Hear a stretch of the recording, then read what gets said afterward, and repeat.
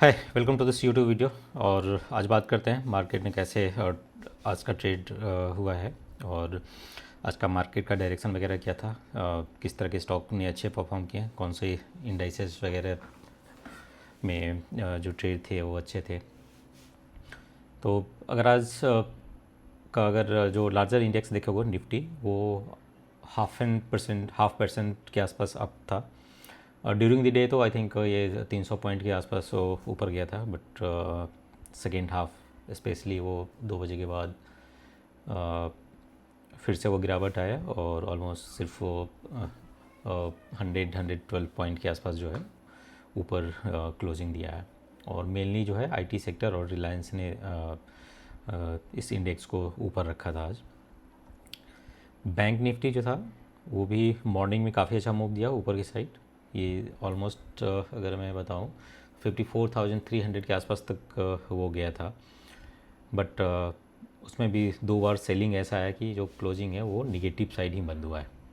तो मेनली आज जो ड्रैगर था वो बैंक निफ्टी के स्टॉक थे और उसमें भी mainly H D F C bank का अगर आप चार्ट देखोगे, जो कि ऑलमोस्ट 1-2 महीना पहले ही आई थिंक दिसंबर जनवरी के आसपास ये 1000 के आसपास का लेवल पे ट्रेड कर रहा था और आज के दिन ये इसकी क्लोजिंग हुई है 780 पे। तो ऑलमोस्ट 25% के आसपास जो है 22-23% के आसपास का एक करेक्शन ऑलरेडी दे चुका है। तो ये मेनली ड्रैग किया और चूँकि एच नीचे की तरफ ड्रैग कर रहा था बैंक निफ्टी को, तो उसकी वजह से आईसीआईसी और एक्सिस वगैरह भी थोड़ा निगेटिव साइड ही बंद हुआ है। उतना नहीं निगेटिव था बट स्लाइटली निगेटिव था। सिर्फ एसबीआई थोड़ा सा ऊपर था और पीएसयू के जो छोटे छोटे बैंक्स हैं वो उसमें बाइंग थी, तो उसने थोड़ा सा होल्ड किया। तो कुल मिला के स्लाइटली निगेटिव बंद किया है बैंक निफ्टी, 24 पॉइंट के आसपास बंद किया है। तो ये दोनों मेनली जो इंडाइसेज हैं वो थोड़ा सा अलग अलग डायरेक्शन में ट्रेड कर रहा था। सेंसेक्स की मैं बात करूं तो वो निफ्टी के आई थिंक कम के लाइन में ही मोस्टली ट्रेड करता है, तो वो भी थोड़ा सा अप ही था, लाइक 325 पॉइंट अप है, तो 0.5% के आसपास वो अप था। तो ये ओवरऑल आज का जो है मार्केट का इंडाइसेस लेवल पे अपडेट था। और एक बार चार्ट पे चलते हैं, वहाँ पे देखते हैं स्टॉक्स वगैरह के बारे में कि किसने कैसे रिएक्ट किया है आज। एक बैंकिंग का मैंने बताया ही, आई थिंक जो मेजर स्टॉक थे वो नेगेटिव साइड थे। रिलायंस अच्छा ऊपर था, 2% से ज़्यादा अप साइड था। टीसीएस विप्रो ये दोनों तीनों ही, इन्फोसिस ये 1.5 से 2.5-3% के आसपास अप थे। एम भी लगभग आधा 1.5% अप था। बजाज फिनांस जो है वो I think sideways kind of zone में था। तो ये मेजर स्टॉक थे। तो कुल मिला के एक मिक्स्ड सेशन था, I think consolidation kind of session कह सकते हैं। दोनों तरफ के न्यूज़ थे, तो कभी ऊपर जा रहा था कभी नीचे आ रहा था। और विक्स की मैं बात करूं तो मॉर्निंग में थोड़ा सा ये डाउन था, 2-3-4% आई थिंक ये नीचे ओपन हुआ था, बट इनिशियल 1-2 कैंडल के बाद जो है ये फिर से बढ़ना शुरू हो गया था। यहाँ अगर देखोगे तो ये फिर से ऊपर जाके क्लोज किया है। तो विक्स की वजह से जो है, और जैसे मेरा जो पोजीशन था कल जो मेजर मेरे पास अकाउंट है उसमें तो मैं नहीं आई थिंक कुछ कैरी किया था, लेकिन 1-2 अकाउंट में जो है मैंने कुछ काफ़ी दूर के जो है निफ्टी के कॉलर पुट शॉर्ट करके गया था।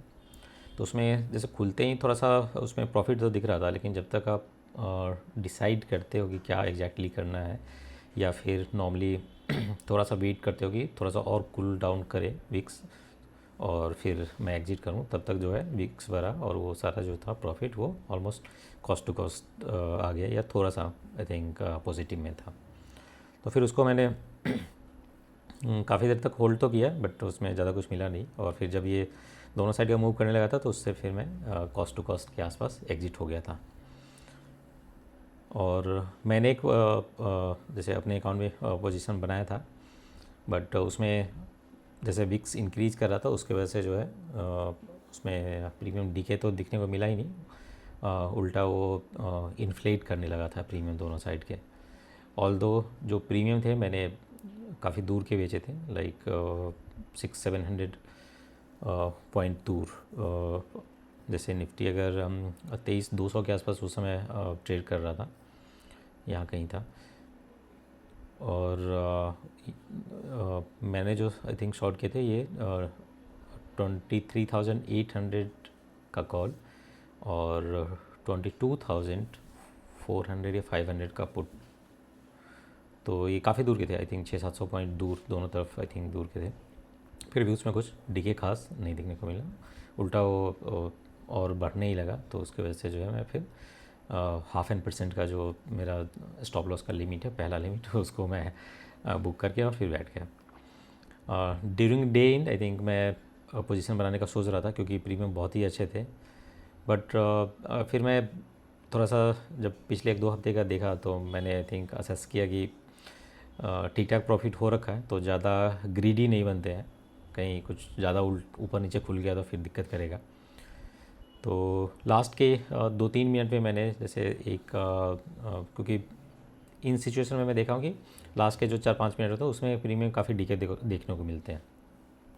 तो मैंने 2-3 मिनट पहले ही सारे अकाउंट में थोड़े थोड़े पोजीशन बनाए और लास्ट मिनट में लाइक 3:29 के आसपास मैं सब में एग्जिट मार दिया क्योंकि सब में जो है ऑलमोस्ट किसी में 5-7 पॉइंट 10 पॉइंट के आसपास का सब में डीके मिल गया था जस्ट 2-3 मिनट के अंदर ही। तो उसमें जिस अकाउंट में जो भी आई थिंक डीके देखने को मिला, मैं 3:29 वाले कैंडल पे एग्जिट कर गया। तो फिर मैं आई थिंक मैंने वही डिसाइड किया कि एग्जिट करते हैं आज के पोजीशन से सारे से, सो दैट कि जो वीकेंड है वो थोड़ा सा शांति से आई थिंक भी दे, नहीं तो न्यूज़ ही देखते रह जाएंगे, गिफ्ट निफ्टी और वो सभी क्रूड ऑयल वगैरह का ही फिर ध्यान रहता है, मतलब ध्यान रखना पड़ता है कि कैसे क्या ट्रेड कर रहा है। तो इस वजह से जो मैंने एग्जिट कर दिया और फिर जो है फ्रेश आई थिंक मंडे को ही देखेंगे कि कैसा ट्रेड कर रहा है मार्केट, उसके हिसाब से आई थिंक कुछ पोजीशन बनाएंगे। बट प्रीमियम काफ़ी हाई है तो नेक्स्ट वीक काफ़ी अच्छा अपॉर्चुनिटी इसमें मिल सकता है ऑप्शन सेलर के लिए, तो उसको ज़रूर आई थिंक हम लोग यूटिलाइज़ करेंगे। तो ये रहा आज का ओवरऑल मार्केट का सिनेरियो, मार्केट का जो भी है रिव्यू, और मैंने जो पोजीशन बनाए थे उसका रिव्यू। और आई थिंक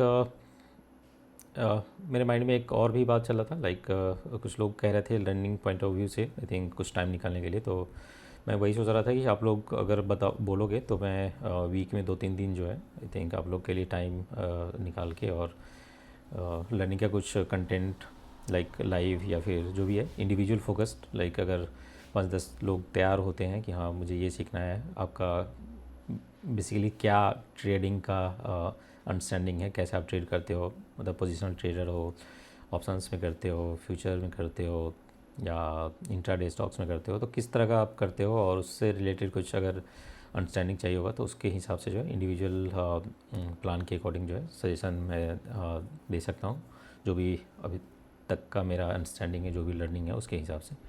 तो आप लोग अगर बताओगे तो उसके हिसाब से मैं कुछ टाइम प्लान कर सकता हूँ, हफ्ते में 2-3 दिन का, या फिर जो भी रिक्वायर्ड होगा उसके हिसाब से आप लोग अपना जैसे ऑफिस टाइम या फिर किस टाइम आपकी अवेलेबिलिटी रहती है उसके हिसाब से जो है एक बेस्ट सूटेबल टाइम निकाल के और प्लान कर सकते हैं। तो आप लोग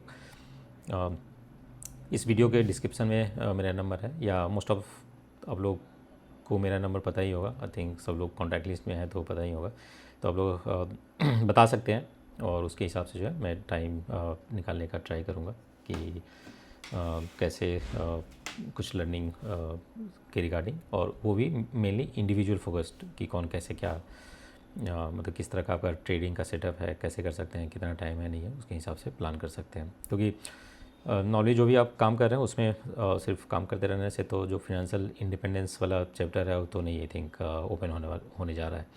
तो आपको थोड़ा सा एफर्ट स्टार्ट करना पड़ेगा, मे बी ऑफिस आवर के बाद, या फिर ऑफिस में अगर थोड़े बहुत टाइम मिल जाते हैं 10-20 मिनट आधे घंटे तो उसमें भी ट्राई कर सकते हैं। ऐसा कुछ नहीं है कि मैं भी measure of the time job में ही रहा हूँ तो थोड़ा बहुत टाइम तो आई थिंक निकल जाते हैं, ऐसा कुछ नहीं है। बट अगर ऑफिस टाइम में नहीं बनता तो no issue. I think office time के बाद आई थिंक आप थोड़ा सा लर्निंग पे फोकस कर सकते हो, और लर्निंग किसी भी चीज़ में कर सकते हो जो कि आपको फिनेंशियली इंडिपेंडेंस की तरफ ले जा सकता है। अब चूँकि मैं आई थिंक इस फील्ड में रहा हूँ कैपिटल मार्केट में ही लर्निंग किया हूँ, तो मैं इस चीज़ के बारे में ही बात कर सकता हूँ। तो क्योंकि अगर आप जैसे दो तरीके से आप फिनेंशियल इंडिपेंडेंस अचीव कर सकते हैं, या तो कंसिस्टेंट इन्वेस्टमेंट आप कर रहे हो 10-15 साल और ठीक ठाक अमाउंट आप अगर इन्वेस्ट कर रहे हो और वो अच्छा रिटर्न एक पीरियड के बाद अगर दे रहा है तो उससे आप अचीव कर सकते हो, या फिर कोई एक अलग स्किल सेट सीख सकते हो। मे बी वो कुछ भी हो सकता है, स्टॉक मार्केट से रिलेटेड हो सकता है, कुछ डिजिटल मार्केटिंग से रिलेटेड हो सकता है, कंटेंट क्रिएशन से रिलेटेड हो सकता है, ब्लॉगिंग के थ्रू हो सकता है, कुछ भी जो आपको इंटरेस्ट है। बट आई थिंक एफर्ट लगाना आई थिंक शुरू करना पड़ेगा, तभी वो उस डायरेक्शन में आप जो है थोड़ा बहुत आगे बढ़ सकते हो। अदरवाइज सिर्फ सोचते रहने से, प्लान करते रहने से तो नहीं होगा। तो अगर इससे रिलेटेड आप लोग अगर चाहते हैं कि टाइम दें तो आप लोग बताइए, फिर मैं कुछ उससे रिलेटेड जो है स्टार्ट करूँगा, जो कि इंडिविजुअल फोकस्ड रहेगा, कुछ जेनेरिक नहीं रहेगा। तो उसके हिसाब से गाइडेंस देने को ट्राई कर सकते हैं। और जैसे अगर टाइम नहीं निकल पा रहा है और आपके पास अगर फंड है, आपने एक्यूमुलेट किया है over a period of time, तो उसके रिगार्डिंग भी कांटेक्ट कर सकते हैं मुझे। आज के डेट में आई थिंक मेरे पास up to 10 I think account हैं, और सारे अकाउंट जो है लीगली आई थिंक जो प्रॉपर वे होता है उसके अकॉर्डिंग आई थिंक मैं हैंडल कर रहा हूँ। तो इस मंथ भी आई थिंक 2 अकाउंट मेरे पास आए, जिसमें कि अगर मैं अभी 2 हफ्ते की मैं बात करूँ, 2 हफ्ते में ही आई थिंक 2-3% के आसपास का उसमें रिटर्न जनरेट हो रखा है, जबकि बिल्कुल लो रिस्क के साथ उसमें अभी अप्रोच किया हूँ। क्योंकि मेरा जो आई थिंक प्रोसेस रहता है कोई भी नए अकाउंट पे, कि शुरुआत में जो है एटलीस्ट 2-3-4% प्रॉफिट जो है कैपिटल का, 3 से 4% प्रॉफिट बिल्कुल लो रिस्क के साथ जनरेट करें, सो दैट कि अगर स्टॉप लॉस लगता भी है तो जो मेन कैपिटल है उसमें से आई थिंक स्टॉप लॉस ना देना पड़े। तो उसी के अकॉर्डिंग जो दोनों नए अकाउंट है उस पर मैं आई थिंक वर्क कर रहा हूँ। और जैसे 3-4% का अगर प्रॉफिट उसमें एक्यूमुलेट हो जाता है 2-3 हफ्ते या मे बी मंथ, 1 महीने में भी अगर टाइम लग जाता है तो नो इशू। तो थोड़ा सा उसमें कॉन्फिडेंस बिल्ड हो जाता है। फिर हम जो रिस्क है, रिस्क लेने का जो एपेटाइट है उसको थोड़ा सा इंक्रीज़ कर देते हैं, धीरे धीरे एक्सेलरेट करते हैं। बट वो लो रिस्क ही मतलब रहते हैं, रिस्पॉन्सिबली ही ट्रेड करते हैं। तो अगर ऐसा लगता है कि फ़ंड है और टाइम नहीं दे पा रहे हैं तो उसके रिगार्डिंग आप कांटेक्ट कर सकते हैं, और उसमें बेटर आई थिंक मैं रिटर्न जनरेट करने का ट्राई करूँगा। अभी तक का जो भी कमिटमेंट है और जो लोग भी जिन लोगों के साथ भी मैं काम कर रहा हूँ, तो मैक्सिमम आई थिंक 15-18% एनुअली का मैं कमिटमेंट दिया हूँ एश्योर्ड रिटर्न का।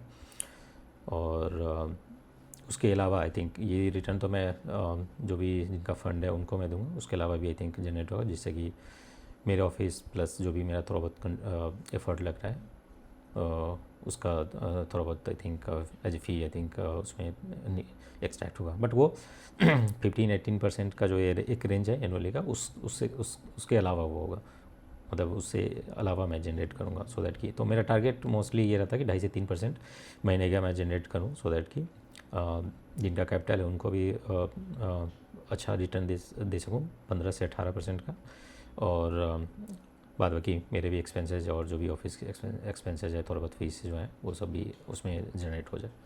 तो अगर वैसा भी सेटअप है तो आप कांटेक्ट कर सकते हैं, उसके रिगार्डिंग भी काफ़ी अच्छा आई थिंक आपको रिटर्न मिल सकता है।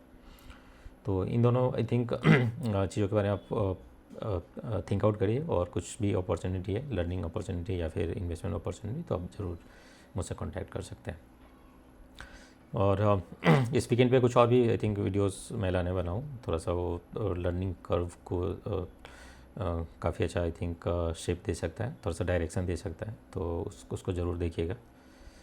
और देखते हैं, आई थिंक मंडे ऑनवर्ड काफ़ी अच्छा अपॉर्चुनिटी आएगा, तो उससे रिलेटेड भी मैं वीडियो डालूँगा कि क्या मुझे स्ट्रेटजी समझ में आ रहा है, जो कि 2-3-4% अगर जनरेट करके नेक्स्ट वीक भी दे तो काफ़ी अच्छा रहेगा। तो आप लोग वीडियो को ज़्यादा से ज़्यादा लाइक करिए, शेयर करिए, और चैनल को अभी तक सब्सक्राइब नहीं किया तो सब्सक्राइब ज़रूर कीजिए।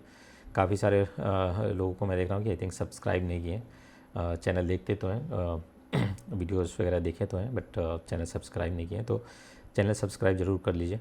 उससे आई थिंक आपको भी हेल्प होगा और मेरा भी विजिबिलिटी जो है थोड़ा सा इंक्रीज होगा। तो आपसे मिलते हैं नए वीडियो में, तब तक जो है आप लोग अपना ध्यान रखें। Thank you.